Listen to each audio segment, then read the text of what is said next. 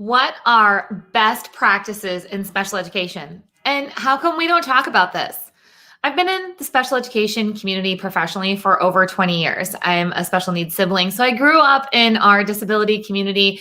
And this term best practices, it's not used in special education, but it should be.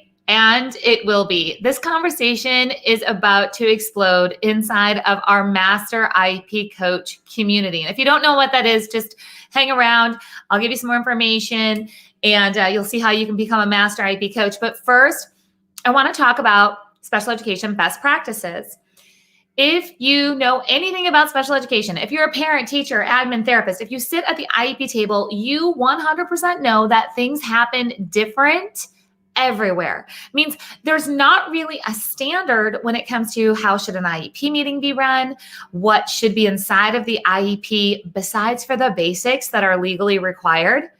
And let me just clarify, when I talk about legally required, that is not best practices, in my opinion. That we are only providing what is legally required, that we really need to go beyond what's legally required if we're going to fulfill a child's education using best practices.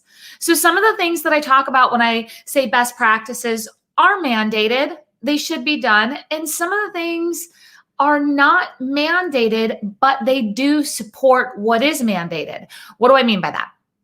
Well, the entire purpose of an IEP is to prepare a child for further education, employment, independent living. It's to meet their unique needs. It's to make sure that they have this appropriate education. So to do that, guess what? We got to go beyond the basics of an IEP. We got to go beyond just here's where the child's at and here's where they're going and here's an idea of where we could be in 12 months. Let's really start looking bigger picture, and let's make sure that we are practicing best methods, best practices, that we are taking things to the next level. Let me give you a simple example that some of you are going to say, we already do that. I didn't know everybody didn't do that. And some of you are going to say, I didn't even know that was possible. Okay. So sharing a draft of the IEP. How many of you actually get a draft of the IEP? If you get a draft of the IEP, go ahead and put a smiley face or a thumbs up emoji down there in the comments. Tell me that you get a draft of the IEP. This is not the standard of practice across the United States. In fact, just recently, in the state where I got my original teaching certificates, that was in Illinois, just recently, it's been mandated that drafts are supposed to be shared. Now, many districts had policies that said, hey, we should share these drafts. Here's my question. If a parent is supposed to be an equal IEP team member, how do we make that happen if we're not sharing information before we get to that IEP table? Or let me even take this next level. For the parents who are like, yes, I need the draft because I'm an equal team member. Let me clue you in on a little bit of a secret that happens in special education.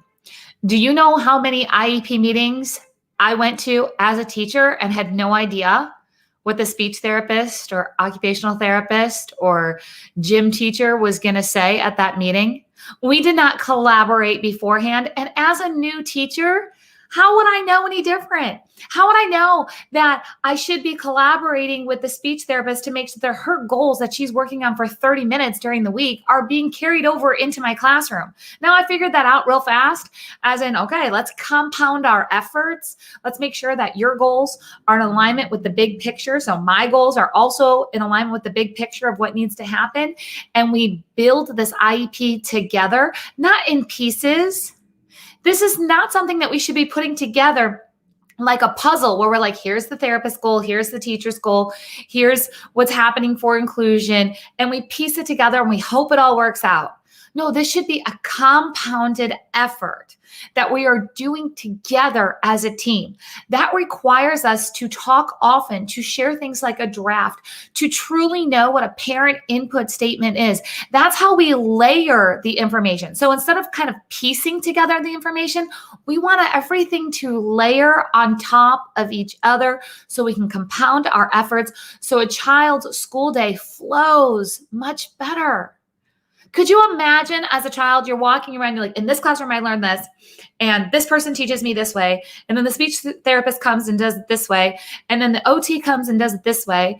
And yes, there's a lot of team communication, typically kind of in the moment of what's happening, but do we really have this big picture aligned to the extent that everything that the teacher and the therapist and the school community is doing is working together so the child's school day flows, so their milestones are met quicker, so their objectives and their goals have a better chance of being met within those 12 months of us writing that IEP, because it's not just me as the teacher working on it, or it's not just the speech therapist working on it, but that we're all working on it together. That is best practices. That's exactly what I've been working on for 20 some years. I've been special education consultant and speaker. I've worked with parents one-on-one. I work with school districts. And a few years ago, I kept on getting requests that said, can you teach me to do what you do? And for a long time, I said no, but then I finally said yes. And that's what the Master IEP Coach Mentorship is. The Master IEP Coach Mentorship is for parents, teachers, admins, and therapists who want to see change inside of special education, who want to know what the best practices are, and they want to get them implemented for their child and for their students. Maybe you're going to become a Master IEP Coach because you're like, I need to do better for my child. I'm doing everything that I can, but I don't know what I don't know. Or maybe you're a teacher and you're like, I want to do better for my own students and I want to be a leader in my school community. Or maybe you want to get paid for your expertise. Like you want this to be your full-time gig. You want to be like me and you want to eat, sleep, and breathe IEPs all the time. Some of you guys that just made you choke up a little bit like, nope, not going to happen. But me, I'm obsessed with IEPs. I'm constantly looking for the best practices. I'm constantly working with Master IEP coaches to ensure that every child that we come across is getting an appropriate education that's meeting their unique needs, that's preparing them for further education, employment, independent living in a collaborative way. I'm not talking about mediation and due process and state complaints and all that stuff where we're throwing people under the bus. Is there a place for that? Sure there is. That's not what I'm talking about as a Master IEP coach, though. As a Master IEP coach, I'm talking about how do we take this archaic, old-fashioned document that's not working to its potential, which is then limiting a student from working to their potential. How do we take what we have, and sometimes it's good, but how do we take it to great? Sometimes it's not so good. How do we get it to better? How do we really level up so a child is not learning goals from the 1980s? Hello, we are not paying for our merchandise at Target with pennies. We're not doing it. You want to teach pennies? That's great. Should it be in the IEP? Not in my opinion. I have a brother with Down syndrome. Not once have I taken him to the store where we're going to pay for something with pennies. Not going to happen. Does he know what a penny is? Yep. Does he know the function of a penny? Yes, he does. Does he know that penny is in that category of money and it can buy things? Mm-hmm. Do we need our data sheet taken of how many times a child can recognize a penny? No, that's not how you go to the store. That's not how I got to go to the store. That's not how they're going to go to the store. When we talk about independent living, it's not about pennies. Let's raise our expectations. Let's go beyond counting pennies and talk about what it really is to know how to pay for something or become financially savvy. Or let's talk about what's really needed when it comes to time management. Let's talk about these executive functioning skills in a way that works for the real world, not the old-fashioned world. My goodness, this last 18 months should have shown you that we are no longer back in just the pen and paper age. We're not just talking about paper calendars now. We're talking about everything tech. Is there a place for paper and pens? 100%. Do they belong in the IEP? Sometimes. Do we need to integrate higher tech into our IEPs so our students truly are ready for the workforce, whatever that may be? We do. That's part of best practice. That's where we need to be going. So I'm going to encourage you to sign up to become a Master IEP coach. Again, if you sit at an IEP table, you are welcome here. I would love to hear from you. What is something that is best practice in your mind? What do you think everybody should be doing?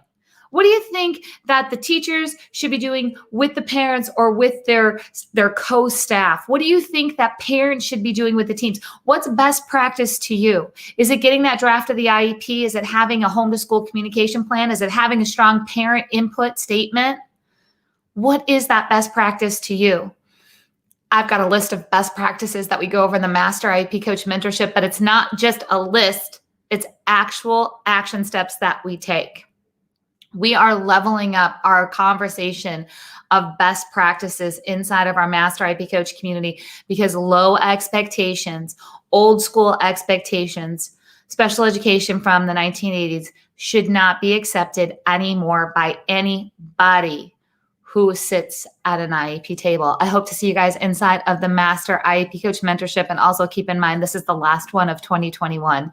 This summer is our last session because the back to school season is going to be busy. And I'm going to be working with all current Master IEP coaches to make sure they have what they need. So this ripple effect of best practices and ensuring that everybody's getting an appropriate education, that we can do this together in the fall.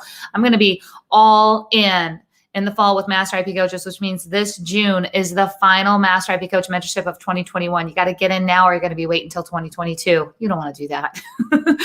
We got things to do, right? Special education fell apart. We have an opportunity to put it back together better than ever. Let's see what we have here. We have, when is the last day to enroll? Well, Timothy, we start on June 22nd.